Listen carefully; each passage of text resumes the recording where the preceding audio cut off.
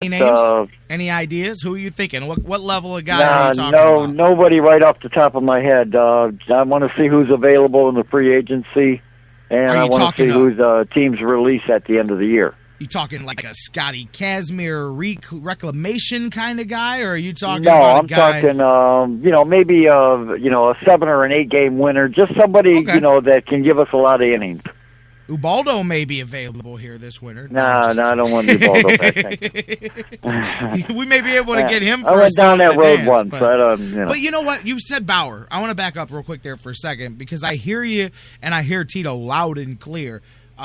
Man, the kid's tantalizing what he's got there, So, but I'm with you. I think the Indians have a lot of pieces. They've got young pitching. We saw the reemergence of Carrasco here, like McAllister, and how he may settle into the bullpen as a piece there because he's missing the number of pitches to be an effective starter, I think, but he's shown that he could jump right into that bullpen and go to work there. Matter of fact, I noticed that I think his fastball's hitting 4 or 5 miles an hour faster. They said he's able to peak out a lot stronger because he's obviously not going out there as a starter. But with Bauer, I think not just what Tito said the other day was telling, but that may speak towards the mindset of the club because he's got enough upside that if you don't believe that he is going to, attitude-wise, adjust and improve, you may be able to use him as a key piece to try to bring in that bat that you're talking about because it takes value to get value, and there is more value in pitching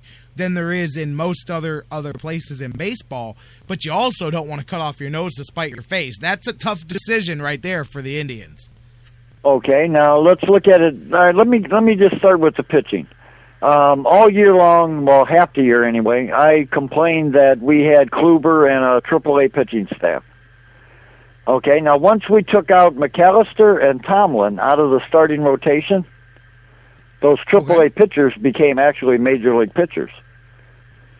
So, I'm not saying McAllister and Tomlin were the problem, but when they stepped down and the rookies had to step up, they did. And we became a better pitching staff. The last month and a half of the season, we were the best pitching staff in baseball. Oh, yeah, absolutely. So, I don't have a problem with going into spring training with the pitchers that we have right now, minus Bauer. They were so good in the second half, Bruce, that for the entire season, I believe they're third in the American League in pitching overall. And so that's showing you how strong the second half was to carry over the inconsistency into that and still be right up there. But we were number 1 in going 7 innings or more as a rotation. Yep. So that speaks for itself. What's so funny is you just said that, and we talk about how strong the rotation was, and at the same time, we lead the league in the bullpen appearances and set records for the most bullpen appearances, and we had 4 different guys over 70 appearances, and one guy with 80. Right. They all could have broke the Indians' record if they tried hard enough, So that's interesting but that's part of, and a lot of that came on the early part, and then, of course, a lot of that came in the last few weeks of the season when you got into that playoff-style, day-to-day mixing and matching, just trying to get. And you know what, speaking of that, really, Terry Francona basically managed that team like it was in the playoffs for the last 6-8 weeks of the season. Every day was, we got to do what we got to do. We got to find a way to move the next hurdle out of our way. But they compartmentalized it, and again, that speaks to the credit of them taking it down the stretch the way they did. And then I go right back to, we're talking about Corey Kluber and Michael Brantley, just those two, let alone all the other things that came up throughout the year, and going, man, it's a shame to waste that, Who was it that said it the other day? If those 95 Indians had just had this pitching staff right here, man, no telling how good that team could have been there, man. We always have one and not the other. Okay, now let's look at it this way. When was the last time you remember playing 30 games in 30 days? Without a day off. And they went 17-13 in that stretch, which, again, to their credit, man, they were able. That's a tough run for anybody. Well, we had almost a complete AAA lineup yesterday, and we won 7-2. I mean, of course they did. Of course they did. They scored 7 runs when you didn't need them, Right. So I thought it was good, though. I did, and I felt good for those fans. 73 games that we scored 3 runs or less. I know. That you take that out of there, and that's to even half. Well, not just that. We talked about Thursday. We mentioned the stat from last week where when they needed it the most, that last 40-game run of the season or whatever, how it was only 10 games that they had scored over 4 runs. I mean that really was the spotlight at the end of the season. And I think we know this. When baseball gets tight, when you get down to playoff time, when you get down to money time, runs become a premium all of a sudden. And that's why that's the other thing. The pitching staff as a whole, we could all sit here and go, man, imagine those guys keeping this thing going. Look at Kluber. I talked about him being in mid-season form. But, I mean, right now, on September 29th, he's on his last 5. You heard it, 5-0, 54 strikeouts. I mean, just unbelievably locked in. Imagine taking that into October. And that's what the Indians need to be telling themselves, is that our goal, we don't have to drastically overhaul this team. We don't need to go spend $200 million, but whatever we have to do to guarantee that we have the offense that we need next year, because you just never know, and you don't want to waste this window. Because I'm telling you, Bruce, I think you agree. I think a lot of people out there listening agree. If the Indians can get themselves another bat there to bring this thing together, or sometimes it's not just the statistics, it's finding the right group of, and you know what, nobody's going to want to hear what I'm going to say next, but this is sadly true. One of those 2 bats that I think you got to bring in, I think you got to bring in one from the outside. The other one is either going to be Kipnis or Swisher. One of those 2 has to hit for you next year. You can sit here and get mad at me and say, oh, you sound like the Indians saying we're dependent. Well, when you have 2 guys under long-term contract for that much money, you have no choice but to depend on at least one of the 2 of them to bounce back. And if I had to pick one, it's Kipnis. I'm not gonna give up on him as quickly as the others. I don't know what you got left in Swisher. I don't know if there's anything really left that you can get. Maybe he comes back and he's just what you got this year. He's just a 215 hitter with creaky knees that can't play the field anymore. And if that's the case, okay. But Kipnis is young, and he's coming out of this season pretty ticked off at himself for the way things ended. I know he didn't talk to the media after the final game of the season, which is rare for him because he's a guy that usually stands up in front of people and talks to them. Think of the way the season started for him. Kicked off on opening day with him getting paid well, and talking about being a piece of the Indians for the future. They need a contribution from him. I don't care if it's at second base. I don't care. Oh, by the way, speaking of the outfield and second base, Dan Wismar, and I'm going to bring it up when he joins us in a little bit. He's found an interesting article, sent it to me right before, and I'm glad you're on the phone for this, Bruce. He sent it to me right before we went on the air, and it was actually from before St. Louis traded James Ramsey to the Indians, but there was some of their scouts here and some of their people talking about the possibility of switching him from the outfield into a second baseman because he had the skill set and some of the tools to do that, and they believe that he's one of those players that may be able to be modified into an effective second baseman. And I think it's that's kind of similar to the transition of a guy like Kipnis, and now they want to switch him back out there. But if St. Louis had been thinking about it and considering it, you wonder too if and there's another thing that Indians fans probably don't want to hear a lot about this winter is guys switching positions, but you're going to see it. I mean, I don't know if Ramsey's going to have anything to do with it. I do think Kipnis is. I think you're going to see some guys move around because you're going to have a backlog at a couple of positions here otherwise. Okay, I totally agree with you that Kipnis is not my second baseman of the future. I know.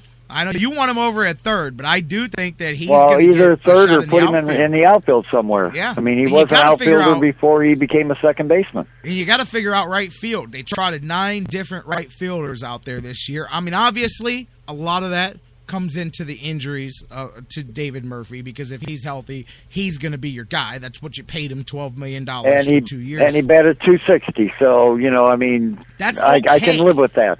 That's okay, especially, a lot of people don't notice. I think it was it Terry Pluto over the weekend? I was reading in the paper, and I think Pluto wrote it. It may have been Paul Hoynes, but I think it was Pluto, about how people sometimes need to realize outside of the box that the offense is shrinking in baseball in a lot of ways overall. I mean, as we've seen, that's the effect of stronger drug testing and the minor leagues, drug testing going on down there, and a lot of that. It changes a lot of things. So, all of a sudden, effective numbers at a position are lower than what they were a decade ago. You look at now, for the way people are playing, you look at that from David Murphy, you go, well, could be a whole lot worse. So, exactly. Look at what you're paying Swisher. It could be a whole lot worse. Unless we bring back steroids, it's not going to help anything. Exactly. That's the way baseball's going to be.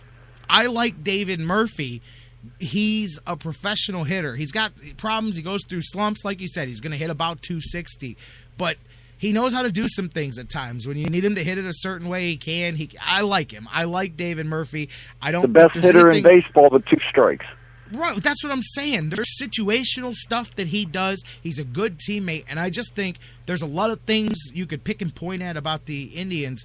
I'm not big against Murphy, but I know he's a guy that Mike Brandenburg points out because of his contract. Because like he said, the Indians, if they're going to play Moneyball, they should have a roster full of guys making the minimum salaries, and then a couple of $15 million guys, because you can't have a whole bunch of $6 million guys on this payroll, because it's very quickly going to add up to $100+ million. But I like David Murphy. I do. I like him. He's not one I would point out. Let me switch direction just 1 second. I want to extend Tito's contract. Okay. I know he has a 4-year deal. He has 2 years left. I say extend it 2 more years. Because he took 2 teams that were not, let's say, grade A caliber teams, right, and took them close to a playoff both years. That speaks for itself. This year he actually had to manage, and he, came within 3 days.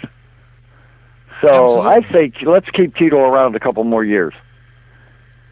So you think I hear you on that. I know some people, I can already hear what some people's counter to that would be.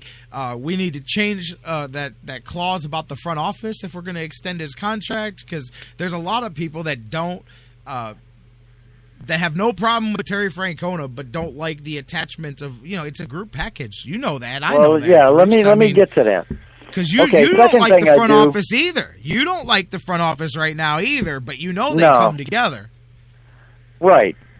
Okay, let me, arbitration with Kluber is a couple more years. We got him for 3 more years, but his arbitration comes up now. They're going to lock him up. I think he'll be right before the first game of the season. He'll be like Kipnis. I think they'll get something done with him in the spring, and they will. You're not even going to get close to that, because otherwise you run the risk. Well, what I would do is give him the contract now. Okay, and I'd say the minute that your arbitration date, comes up, here's the contract. Here's your millions. That's what you get. Absolutely. I would lock him up. For what I have right now, and then when the arbitration comes up, it's already a done deal. You have to. You really have to. And not only that, guys breed contempt. I know they'll say, "Hey, I'm under contract, and I'll play for what I'm contracted," but when there's such a significant difference between what you're paying them and what they brought you on the field, that breeds it's natural for that to breed some resentment, because guys start to feel like, wow, okay, well, that's cool, you're making a few bucks off of me, I'm going to make a few bucks off of you. Let's just avoid that now. Let's keep him happy so that he can go out there and be the Klubot for a few more seasons that he is. Okay, now, with that being said, not to quote Prince or anything, but dig, if you will, the picture. All right, dig it, my man. Hey, Victor Martinez. All right. Now, speaking of money, if you got to pay him $20 million a year, okay, eventually Victor's going to pay for himself. with merchandise, fan attendance, on and on. Victor, just having Victor in the lineup. Now picture